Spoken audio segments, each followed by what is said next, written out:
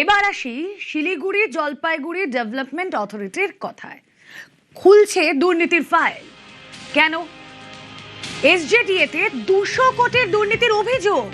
নতুন করে ফাইল খুলবে রাজ্য, ইঙ্গিত পুরো নগরোন্নয়ন মন্ত্রী অগ্নিমিত্রা পালের। ওই দুর্নীতির সঙ্গে যুক্ত বোর্ড মেম্বার এবং আধিকারিকদের বিরুদ্ধে ব্যবস্থা নেওয়ার ইঙ্গিতও দিয়ে রেখেছেন মন্ত্রী।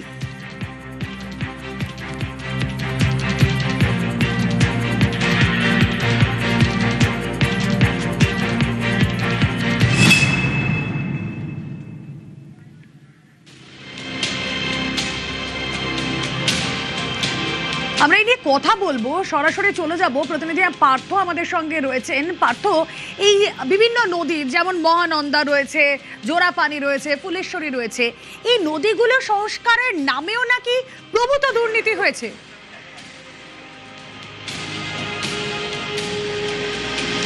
একবারে তাই। দেখো, একদিকে যেমন মহানন্দা নদী বা উত্তরবঙ্গের দূষিত নদীর মধ্যে শীর্ষে রয়েছে এই মহানন্দা নদী।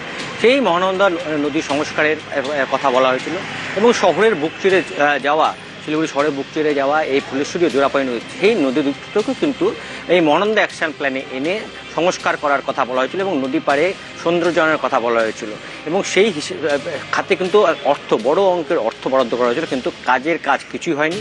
উল্টে এই নদী সংস্কারের নামে টাকা হাতানোর অভিযোগ হচ্ছে তৎকালীন এসজেডি বোর্ডের বিরুদ্ধে।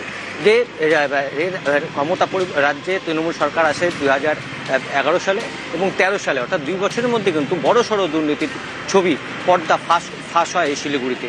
এবং তার যে বিষয়টি সামনে নিয়ে আসে বামেরা, তারা দীর্ঘদিন আন্দোলন করে এবং এই নদী সংস্কারের এই যে মহানন্দা অ্যাকশন প্ল্যানে মহানন্দা নদীকে আনা, এই প্রকল্প এটা বামপন্থী সরকার তারা সে সময় প্রস্তাব নিয়েছিল। পরবর্তীকালে ক্ষমতা পরিবর্তনের পর তৃণমূল সরকার এসে এই মহানন্দা নদী সংস্কার, যার দূষিত নদীর মধ্যে শীর্ষে রয়েছে উত্তরবঙ্গ, সেই নদী সংস্কার শুধু নয়, পাশাপাশি এই ফুলেশ্বরী এবং জোড়াপানি এই দুটি নদীও কিন্তু সংস্কার করা। এবং কেননা একটা সময় এই যে ফুলেশ্বরী এবং জোড়াপানি নদী ছিল শিলিগুড়ি শহরবাসীর কাছে অক্সিজেন, কিন্তু ক্রমেই তা অভিশাপে পরিণত হয়েছে, কেননা দূষণের মাত্রা দিন দিন বাড়ছে।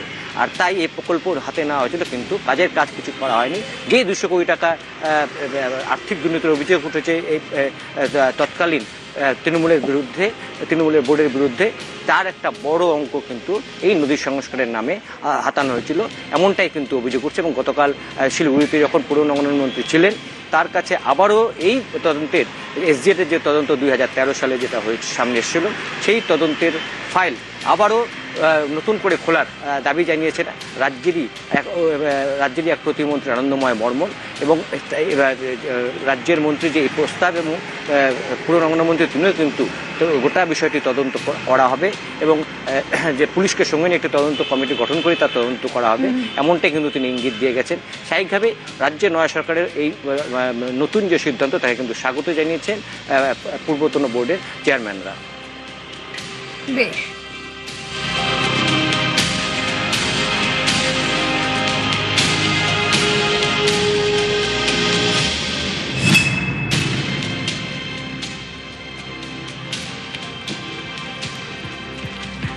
একের পর এক দুর্নীতি। শ্মশানে বৈদ্যুতিক চুল্লি বসানোর নামেও টাকা আত্মসাতের অভিযোগ উঠছে। কথা বলবো, পার্থ রয়েছেন সঙ্গে। পার্থ, শ্মশানে ইলেকট্রিক চুল্লি বসানো হবে, সেটাও বসানো হলো না, টাকা চলে গেল, এখানেও দুর্নীতি। একেবারে তাই, ঠিকই বলেছো তুমি, যে কারণ শিলিগুড়ি শহর এবং সংলগ্ন এলাকায় বৈদ্যুতিক চুল্লি বলতে একমাত্র শহরেই রয়েছে। আর কিন্তু সেই সময়, অর্থাৎ ওই 2013 সালে আর কিন্তু শহরে কোথাও ইলেকট্রিক কমিউনিকেশন ছিল না, অর্থাৎ বৈদ্যুতিক চুল্লি ছিল না। সেই সময় একদিকে যেমন শিলিগুড়ি শহরের পাশেই বাগডোকরা একটি বৈদ্যুতিক চুল্লি তৈরি করার প্রস্তাব নেওয়া হয়েছিল, তা পাস হয়েছিল এসডিডির বোর্ড সভায়, এবং আরও একটি তৈরি করার কথা ছিল ডুয়ার্সের মালবাজারে। সেই মতো দুটি শ্মশান এলাকা পরিদর্শন করে বোর্ড মেম্বাররা সেখানে কিন্তু এই বৈদ্যুতিক চুল্লি তৈরি করার প্রস্তাব গ্রহণ করে এবং বোর্ড সভায় তা কিন্তু পাশও হয়। সেই বৈদ্যুতিক চুল্লি হওয়া তো দূরের কথা, সে 2013 সাল, এখন 2026, বৈদ্যুতিক চুল্লি হওয়া তো দূরের কথা, একটা ইট পর্যন্ত গাঁথা হয়নি। এই তোমাকে জানাচ্ছিলাম যে 200 কোটি টাকার যে আর্থিক কেলেঙ্কারি, একটা বড় অঙ্ক যেমন বরাদ্দ হয়েছিল এই নদী সংস্কারে, ঠিক তার একটা কিন্তু বরাদ্দ দেওয়া হয়েছিল, অর্থ বরাদ্দ করা হয়েছিল এই বৈদ্যুতিক চুল্লি তৈরি করা হবে বলে। সেই সময়কার যে বোর্ডের চেয়ারম্যান ছিলেন, বোর্ডের সিইও ছিলেন, বোর্ড মেম্বাররা ছিলেন, তারা মিলেই কিন্তু এই সিদ্ধান্তে আসেন যে এই বৈদ্যুতিক চুল্লি তৈরি করা হবে মালবাজার এবং বাগডোগরায়। আজ পর্যন্ত সে বৈদ্যুতিক চুল্লি হয়তো দূরে থাক, ইট পর্যন্ত গাঁথা হয়নি, অথচ খাতায় কলমে দেখানো হয়েছে যে যে টাকা বরাদ্দ করা হয়েছিল সেই টাকাও কিন্তু আত্মসাৎ করার অভিযোগ উঠছে তৎকালীন বোর্ডের বিরুদ্ধে। অর্থাৎ একদিকে যেমন নদী সংস্কার, অন্যদিকে শ্মশানের টাকাও, শ্মশানে বৈদ্যুতিক চুল্লি তৈরি করার যে অর্থ বরাদ্দ হয়েছিল সেই টাকার কিন্তু এই আর্থিক কেলেঙ্কারি, যে 200 কোটি টাকা আর্থিক কেলেঙ্কারির অভিযোগ উঠেছে সেই খাতে কিন্তু দেখানো হয়েছে। অর্থাৎ কাজের কাজ কিছু না হলেও খাতায় কলমে কিন্তু দেখানো হয় যে এই নদী সংস্কার করা হয়েছে, বৈদ্যুতিক চুল্লি তৈরি করা হয়েছে। এইভাবেই কিন্তু প্রায় 200 কোটি টাকার তছরূপের অভিযোগ উঠেছে তৎকালীন তৃণমূল কংগ্রেসের পরিচালিত বোর্ডের বিরুদ্ধে। বেশ,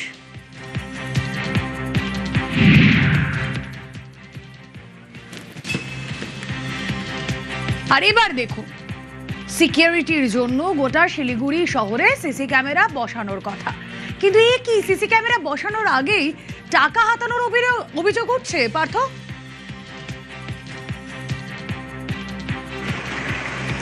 একেবারে ঠিক। দেখো, মানে আমরা জানি যে শিলিগুড়ি হলো উত্তর পূর্ব ভারতের কিন্তু করিডর। দেশ বিদেশের বিভিন্ন প্রান্ত থেকে যেমন একদিকে পর্যটকরা আসে, বণিক মহলরা আসে, স্বাভাবিকভাবে শহরের নিরাপত্তার দিকে বাড়তি জোর দেওয়া হয়েছিল রাজ্যে 2011 সালে তৃণমূল সরকার আসার পর। এবং সেই মতো তৎকালীন শিলিগুড়ি পুলিশ কমিশনারের সঙ্গে বৈঠক করে এই এসজেডিএ বোর্ডের চেয়ারম্যান, সিইও সহ অন্যান্য বোর্ড মেম্বাররা বৈঠক করে ঠিক করে যে শহরের নিরাপত্তার স্বার্থে এবং যে কোনো যদি দুর্ঘটনা ঘটে বা কোনো চুরি বা ডাকাতি ঘটনা ঘটছে তার তদন্তে গতি আনার জন্যই কিন্তু শহরের মেইন কিছু গুরুত্বপূর্ণ পয়েন্টে এই সিসি ক্যামেরা বসানো হবে। সেই মতো প্রস্তাব গৃহীত হয়, বোর্ড সভায় পাশ করা হয় যে শিলিগুড়ির একেবারে দার্জিলিং মোড় থেকে শুরু করে শিলিগুড়ি জংশন, এয়ারভিউ মোড়, সেবক মোড় এবং ভেনাস মোড়ে এইসব এলাকাকে কিন্তু একটা সিকিউরিটির জোনে নিয়ে এসে সেখানে এই সিসি ক্যামেরা বসানো হবে এবং সেজন্য টাকাও কিন্তু বরাদ্দ হয়। স্বাভাবিকভাবে সেই কাজটা কিন্তু সেই সময় হয়নি। অর্থাৎ যে সিসি ক্যামেরা যে বসানোর কথা হয়েছিল সেই বসানো হয়নি, কিছু নিম্নমানের সিসি ক্যামেরা বসানো হয়েছিল যা দু একদিনের মধ্যেই অকেজ হয়ে যায়। এবং এই খাতেও কিন্তু একটা বড় অঙ্কের টাকা বরাদ্দ করেছিল তদানীন্তন মোড়, সেই টাকাও কিন্তু আত্মসাৎ করার অভিযোগ উঠেছে সেই তৃণমূল পরিচালিত এসডিডিএ বোর্ডের বিরুদ্ধে। অর্থাৎ যে কথা আবারও বলছি, 2011 সালে রাজ্যে বামেদের হটিয়ে তৃণমূল সরকার আসে 2013 সাল, অর্থাৎ 2 বছরের মধ্যেই প্রায় 200 কোটি টাকার এই 200 কোটি টাকার আর্থিক কেলেঙ্কারির অভিযোগ ওঠে তদানীন্তন বোর্ডের বিরুদ্ধে। যেমন সিসিটিভি বসানো, ঠিক তেমনি কিন্তু ত্রিফলা আলোতে সাজিয়ে তোলার কথা নেওয়া হয়েছিল শহর এবং সংলগ্ন এলাকায়। সেই ত্রিফলা আলো স্তম্ভ বসানো কিন্তু আলো জ্বালানি, সব মিলিয়ে যে ওকে পার্থ।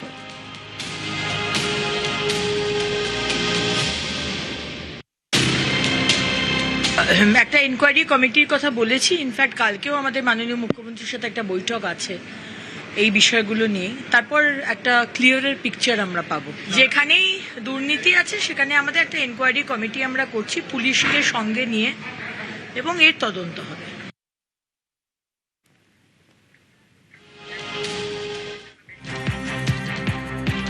দুর্নীতির জন্য বিগত তৃণমূল সরকারই দায়ী বলছেন অশোক ভট্টাচার্য।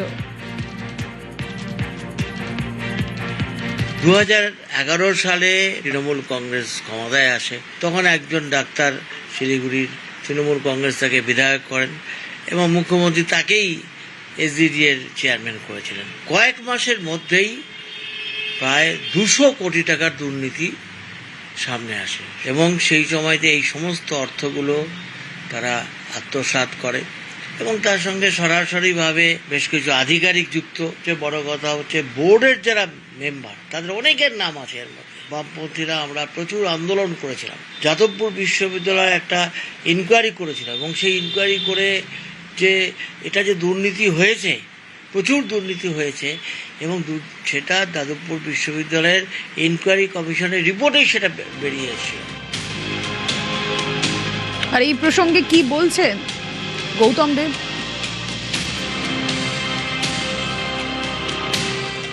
খানা এফআইআর হয়েছিল, অনেকে গ্রেপ্তারও হয়েছিল। একটি মামলায় বোধহয় চার্জশিটও তো দেওয়া হয়েছে, কিন্তু বাকি মামলায় চার্জশিট এখনও মনে হয় দেওয়া হয়নি। পরবর্তীকালে পুলিশ থেকে বিষয়টি সিআইডির কাছে যায়। এখন নতুন সরকার এসছেন, এখন তারা তাদের মতো করে কি করবেন এ ব্যাপারে আমার কোনো জানা নেই।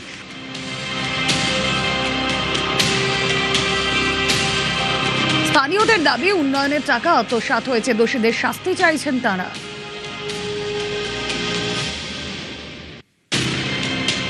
তৃণমূলের সরকার গভর্নমেন্টে এসেই তার 1 বছরের মধ্যে এসজেটি এর 200 কোটি টাকার দুর্নীতি করে ফেলে। তৎকালীন সিইও গোদালা কিরণ কুমারকে তদন্তের স্বার্থে অ্যারেস্ট করা হয়েছিল। সাধারণ মানুষের টাকা যেটা শহরের উন্নয়নের ক্ষেত্রে ব্যবহার হতো, সেটা কিছু নেতা বা ব্যক্তি তারা এই টাকাকে ভোগ করেছে এবং চুরি করেছে। আমরা চাই এটার পুনরায় তদন্ত হোক, যারা অন্যায় করেছে তাদের শাস্তি হোক। মানুষের শেষ যাত্রা শ্মশানঘাট, এমন একটা জায়গার উপর দুর্নীতি, এটা মেনে নেওয়া যায় না। সবার পকেটে না গেলে এরকম পুকুর চুরি হয় না। মুখ বন্ধ রাখার জন্য অনেকের পকেটেই বেশ ভালো কালো টাকা ঢুকে গিয়েছে। তদন্ত হোক, তদন্ত করে যে সমস্ত কালপিট এর সঙ্গে জড়িত তাদের দৃষ্টান্তমূলক সাজা হোক।